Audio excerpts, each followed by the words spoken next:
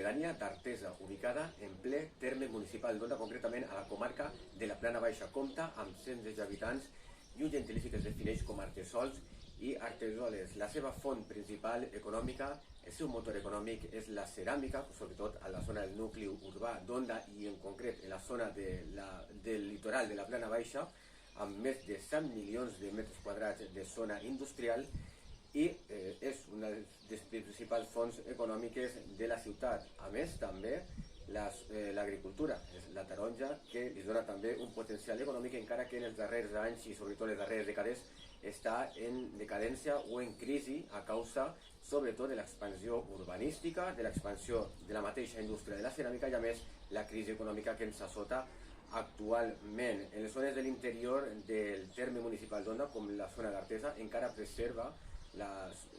nombroses hectàrees de terres agrícoles, però també darrerament estan sent substituïdes per arbres típics de secà. Els tarongers estan sent substituïts per arbres de secà com l'olivera o la garrofera,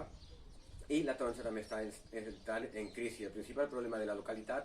és l'agricultura de la taronja, que està entrant en crisi econòmica bastant important, com hem dit abans, per l'expansió industrial i també per l'expansió de les mateixes urbanitzacions. En les zones de l'interior també, en els anys finals dels anys 90, però sobretot anys 70, 80 i meitat del 90, la principal amenaça era l'expansió industrial, que necessitava de l'explotació de recursos naturals a les muntanyes, i això va produir que nombroses zones boscoses estiguessin amenaçades per l'extracció, sobretot del sector de la mineria, per la intervenció del sector de la mineria per a construir en les indústries de la ceràmica i després també per a dedicar-li a la construcció urbanística, no tan sols a la província de Castelló, sinó també fora de les fronteres de la província de Castelló, inclús en àmbits internacionals on opera la ceràmica d'Onda, països com Itàlia, França i Estats Units. És un motor econòmic que necessita l'explotació de recursos naturals de les muntanyes. En 1998